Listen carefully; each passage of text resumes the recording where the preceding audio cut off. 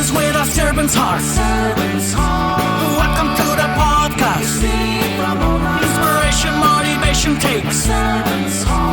Listen to the podcast. We're all about to talk about life. Our guests will share their life story. We want you to success in life and business. We're ready and we will start shortly. We're gonna talk about life. We're going to speak on business. You're gonna shine bright. We are going to witness. Business with a servant's heart. With hosts Steve, Ramon, and Ray. Inspiration, education talks. Listen to the podcast.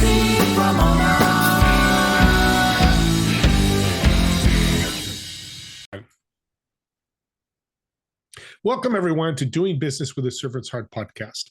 I'm your host, Steve Ramona. I am so thrilled to have you join us today.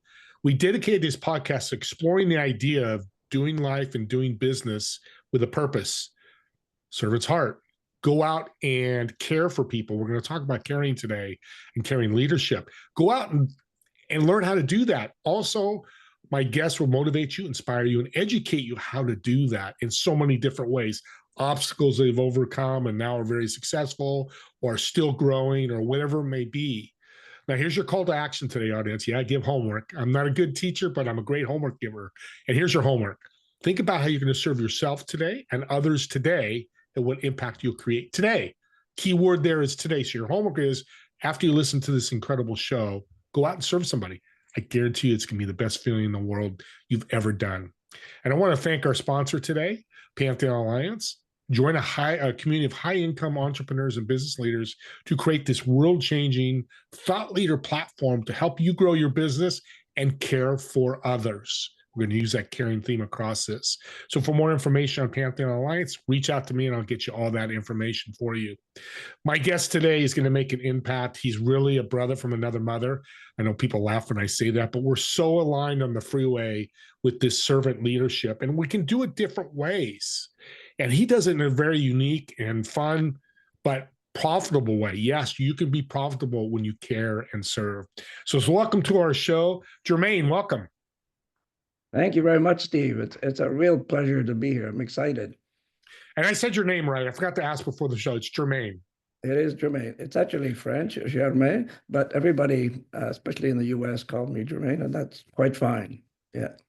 I'm not even going to try it. I'm going to call you Germain. An audience, when you reach out to him, call him Germain. It's a great name, by the way. I love it. Thank you. I want to start off with this. I don't usually do this, but what's your definition or what you see a servant leadership is all about, a servant leader? To me, this is so simple, Steve, and I don't know why more people don't get it. To me, being a servant leader simply is you train and equip your people, and you trust and empower them to get the job done. Simple as that. And it's as simple as that, right? And I became a big advocate of servant leadership, but initially I didn't know that that's what was guiding me, right? And it's only when I ran across that it just stuck with me. And I love the name of your podcast, by the way, because doing business with a servant's heart says so much. It is so powerful. I just love that name. Yeah, kudos to you for using that. Oh, Germain, thank you so much. And I agree with you. It's a powerful statement. And can anybody do this? Of course, anybody can do this. And it's easy because all you have to do is be willing to help others, to serve. You're a servant. And some people have problems with that word, right? I've run into that. People balk and say, servant leader. What does that mean, servant? But really, if you're not willing to help people, are you really a leader? Are you really willing to lead? Because you can't really lead if you're not willing to help people be good at their jobs, help them develop, help them be better and succeed. And if you're a leader with a team, medium, small, large, whatever, if you help your people succeed, you will succeed. So it's a no-brainer to me. But it's simple, but not easy. I should say it's not easy.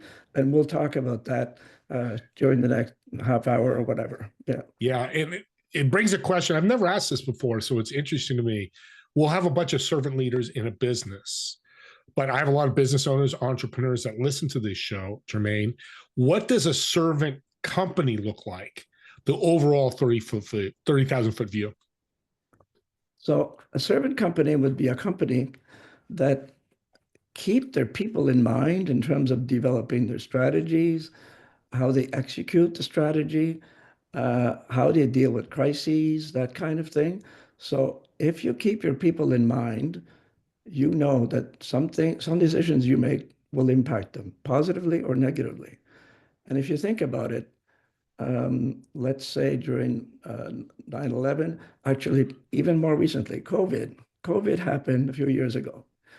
Some companies immediately laid people off. Okay, so business is down, blah, blah, blah.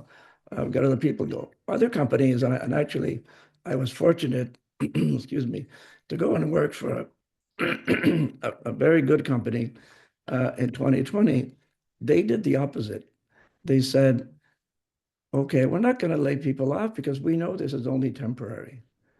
And therefore, we're going to keep our people, invest in our people.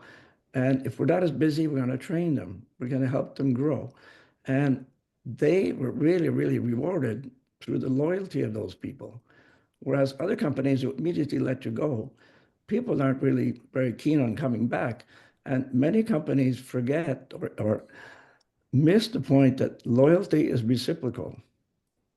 So if you want your people to be loyal, you better be good to them too. So to be a caring leader, a caring company means you keep your people in mind. Think about your people.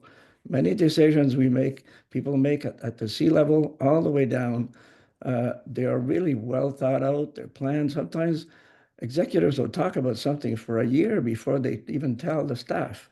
But when they tell the staff, they want to start running. Whoa. Yep. This is new to your people. Give them a chance to digest a little bit, right? You've been just digesting this for a year. You've thought it all out, but your people haven't. What does it mean to them? You're changing your business model. You're introducing this new technology, and everybody today is worried about AI, for example. What does it mean to the people? And everybody has a basic need. Am I going to lose my job? If that comes to mind for people, you've got a problem because people may disengage. But you can prevent any of that from happening by working with them more gradually and explaining why you're doing something, how you will help them. So it's really not that complicated. It's not easy, but not that complicated. Yeah, yeah. The steps to take are easy, but to take those steps, that's the mind gets in the way. Because that's a fantastic story, because I assume they're still in business today. Yeah. So they took the opposite step. The mindset was, we're going to care for you. We're keeping you because we know it's not going to be 10 years. It might be a year or two, and we'll just ramp it back up. Here they are. They're still in business. They're doing great. They just won really large contract that I'm aware of, close to me, close to us, right? And it's fabulous. And I still have people.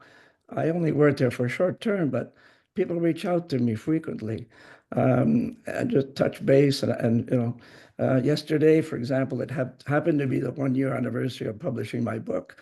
And so I posted on that. And people I worked with there came back and commented, and I said, and one of them said, fabulous young woman. She said, I can really attest that this reflects your leadership style, an impactful approach, right? I said, wow, that really means something to me, right? And she's been promoted into management since I saw her. So it's just amazing. Yeah. ROI is a big word, acronym in business, and it's important. Yeah. What you just said about this lady is the ROI of a servant leader, servant heart. Yeah, we're going to get money, and but I can show many stories. I have many testimonials, probably like you have. I love that you said that, because that's a start of something big. Well, and when you think about it, like right now, we hear almost from everywhere, engagement is at a record low. Employee engagement is at a record low. That's awful. Whose problem is that? Are you going to blame the people you think they're lazy? Some people say, oh, the Gen Z, oh, they're lazy, or they don't want to do this, they don't want to do that. that's BS between you and me, Steve, because I've worked with Gen Z. I've worked with every generation, including boomers, and I'm one of those. But yes, ROI matters, but let me tell you, low engagement and high attrition really, really negatively impact your ROI. So Yeah. invest in your people, and you're going to turn things around quickly. Yeah. I've got to ask you because I'm very, very um, curious. How does an IT guy go into coaching leadership and carrying leadership? Yeah, that's an interesting question, actually. So I grew up on a small farm, dairy farm in Ontario. And when I was really good in school, I was good in math. I didn't have good health. I had health issues all my life, still do. But I was good in math, and I was intrigued because the whole idea of doing things electronically and computers and everything else and telecommunications, I like that kind of stuff, kind of challenging. So I studied computer science and I worked as a techie for a while and I was good at it, but I found that the most important part was to help the client understand what it could do for them. It wasn't so much about how the technology works. What can it do? So I became a strategist instead and an advisor for clients, including the Canadian government, and helped them develop the best approach. And then we had more technical people who remain technical come in and help implement. And that's how I kind of moved into a more leadership role. And my first serious leadership role was actually international. I was part of a Canadian delegation to help develop international standards for what we take for granted today with the internet and everything else. And I was leading a group of several countries. And but it was different from having staff because I wasn't responsible for their development, wasn't responsible for anything else they did at their jobs. We met, we talked, we discussed things, we agreed, but still we kind of became friends, if you will, colleagues, right? And after that, when I had my first true experience in actually my first experience as a real leader with responsibility came a bit later. I worked for a top consulting firm as a management consultant, and I was ill. I fell ill after I joined there. I was very concerned that I might lose my job. It was a high stress, not high stress in terms of negative stress, but high energy. Let me put it that way. High energy company. So I fell ill, but luckily they were very good. They were understanding that take care of yourself, get better, and then when you're better, come back. I did. I got well. I came back and I was so pumped with energy because they had been so good to me, right? I was so motivated to kind of catch up, if you will, right? And I worked hard. And one day, to my biggest surprise, and it still is my biggest surprise in my career, they gave me an award and they asked me to be the practice leader of the management consulting practice. I said, wow, wow. I couldn't believe it. A guy from small town Ontario who studied tech, as you say. Yeah. And I was thinking, but why me? I asked my boss, why would you choose me? I know some of these other people in the group, they're better than I am. And no, they may be better in some ways, but it's that you have the leadership aspect that we need, right? So then I started thinking, and I'm sorry if this is a bit long. It's okay. Um, then I started thinking, well, how are they going to all react that all of a sudden I become the leader of this group because we were a top group of management consultants. And I thought to myself, well, the best I can do is help them get better, help them grow. And so I set this philosophy, and I kept that for the rest of my career. My leadership style was going to be that I would help people to be their best. And today, and I have that in my book, caring leadership is helping people to be their best. Yeah. And that captures it all, right? They were extremely cooperative. We were so successful. It was an amazing time, really amazing time after that. Yeah. Well, I knew it'd be a good story, but that's a great story. And that's now I see why you've done what you've done and life, we're in the boomers. I'm 63, and I need to ask you, but we're probably close to the same age. When you've lived a lot, you learn a lot, and we get to mentor others to do that. Your book is Empowering People Through Caring Leadership. Before we get into the book, give us, because caring leadership is similar to servant leadership or a servant's heart, but caring is an action, to care. So what is your definition or thoughts on caring leadership? Yeah, caring leadership is to care. So a bit stronger than servant leadership, if you will, or more emphasis on the caring part, right? And I'm going to refer again to COVID because that was a good period. So at the beginning of COVID, before COVID, we know what the culture was like generally. At the beginning of COVID, when everybody was told you have to work from home, you can't, meet in person, blah, blah, blah, people struggled, but so did the executives. And therefore, they accepted a lot of things. They accepted that maybe, like right now, maybe I would have a child, somebody would have a child come in, or the dog comes in, start barking, I need to go outside, blah, blah, blah. Before the pandemic, that would never have been acceptable. But during the pandemic, it was. And none of the leaders complained because they were in the same boat. After that, things started to change. So what I started to say at that point is, and when I worked with that very successful company, I said, I have been a caring, compassionate, understanding leader well ahead of this curve. There was a curve, right, that you could see that the pandemic was starting to change the culture. But people knew that I'd been doing this all along, right? And this is really how it can be done. And it can be done simply by always, as I said, keep your people in mind, get to know them as an individual. And I say that even though you have a large team, I've had up to about 125, but even if you have 10,000 people, you and all of your management levels, someone should always know at least some of the people personally. Not that you pry to their personal life, that's not right. You don't have to, because all you have to do is ask how they're doing. And like we chit-chatted a little bit before we started recording, you get to know the people. So I get to know some people, their wife's name, their kid's name, their birthdays, who's got some kind of a potential problem, who's really a star in soccer. You get to know all these things.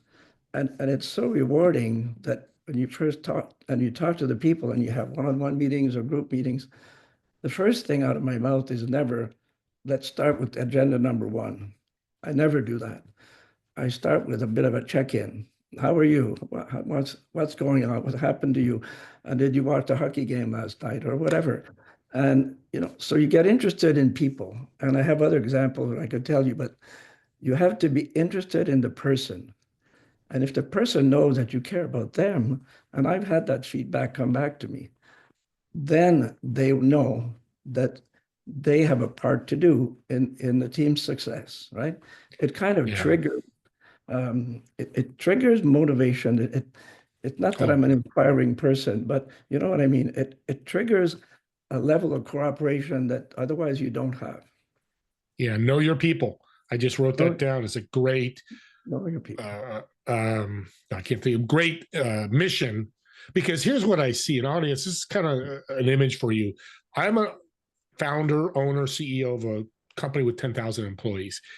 I'm not going to know them all intimately, but each manager that manages hundreds of those, hey guys, when something happens, reach out to me. Like one of your employees is having a baby, needs to take 2 weeks off. I send a quick email or drop off a note. Hey, congratulations on your baby. It's as simple as that. That will make it. You don't need to know their whole life at that level. I think the manager, your direct manager, should know. Again, don't pry, but just how things go on. Hey, if you need anything, I'm here for you, type of thing. I love this. So let's take your book, because empowering people is the other part of this. Talk about empowering people, what you think that is. So the empowering people goes back to, if you remember my definition of servant leadership, right? Train and equip, trust and empower your people. Many companies will train and equip, but they may not trust them enough to give them the authority they need or the support they need to get the job done. So to me, empowering means believe in them, number one. Um, and if we go back to getting to know their people, you know what motivates them. You know if are they at a stage in life where they really want to be aggressive and grow their career, or maybe they have young children and they say, because I've had that happen. Okay, well I don't want to have to work 7 days a week. I don't want to have to travel because I have young kids at home for the next couple of years. And I would like this type of role. Fine with me. That's okay. That's normal. That's life. That's we're all human beings. But when you do decide to assign somebody um, a responsibility or a project or whatever it is, I've always discussed it with them ahead of time. I just didn't send an email. Some people send an email, okay, your next project, take it, and that's it. And some places where I worked, they said, well, we never used to have this before. No, they never discussed if we wanted to do any of this or not, or if we were able to. They just gave us the assignment. So I always made sure that people understood what they were doing and that they had the knowledge or they had the technology or they had other tools that they needed to be successful. And when we both agree that, yes, I'm going to take on this project, I trust that they will, or they'll do the absolute best. And I can let them go ahead and do it and get out of their way. I can empower them. And there's a two sides to this, Steve, as well. There's added bonus that as you do that, as you empower them, you are actually making them accountable. And they know that. They know that, right? So you get accountability by default. People will do their best to get it done because they've agreed with you and you empower them. It works. It really is powerful, but it works. Yeah, when the audience reads the book, you're going to learn how to take care of your people and take care of yourself, being a caring leader and empowering people. Where can they get the book? They can get the book on Amazon. That's the easiest place. It's on Amazon throughout the world, except for a few countries. I'm told it's not available in India, for example, for some reason. Not sure why, but anyway, I have contacts in India who wanted to buy it there. Some of them arranged for someone else to buy it and ship it to them or something. But Yeah, you can get it on Amazon. It's I published a year ago yesterday, actually, and congratulations. thank you. I have amazing endorsements in there, Steve. And I never thought that I'd ever have anything like this, but Marshall Goldsmith, you know who he is, right? Everybody knows who he is. Wow. Top leadership coach in the world, probably. Um, Mark Crawley, he wrote the book in 2011, Lead from the Heart.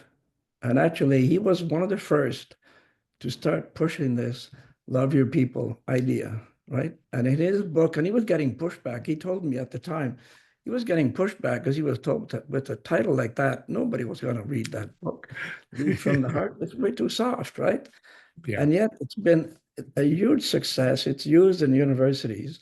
So Mark Crawley wrote the foreword for my book.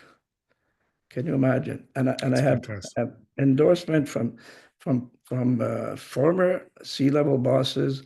I have endorsement from other leading authors as strategists. For example, Patrick McKenna is the lead strategist to the largest. He coaches the largest legal law firms in the U.S. So and he's kind of my mentor, if you will, and he gave me tons of support and everything else. So It's beautiful. I can say the book is good based on the feedback that I received. It's not just because it's my book. And there's a bonus in there that people may like. So it's not just my book, it's my journey and how I applied caring leadership as a middle manager and executive in the tech consulting business. But I also have solicited input from various other leaders. And at the end of almost every chapter, I have a bonus paragraph, someone else's idea of what it takes to be successful. Let's say in chapter 4, which is talking about a leader as a coach. So people give me examples of how they are leaders as a coach, right? Yeah. A vice president will write in to say, well, this is how I coach my people. The other one is, well, how do you motivate people? That's a big one too, right? If you can't motivate people, you've got a problem. Or someone talks about remote hybrid work. So their input kind of supports mine, and it didn't have to. I just sent out a bunch of people, hey, I'm writing about this. You have anything you want to contribute? Every single person said yes. Amazing. Yeah. Yes. I love that. That's a great part of my book, actually, that I didn't write, but I love that it's there because it adds more value, if you will. Actually, you're proud. I could tell. That's great. Well, we've come to the end here, Germain. But let's end with a fun little question I like to ask my guest. So I've got a reservation at a restaurant, excuse me, for table of four. You're going to sit in one of the chairs, obviously. In the three empty chairs, who would you invite to come to dinner, dead or alive? Why would you invite them, and what food would you order? Wow. Well, that's a tough one.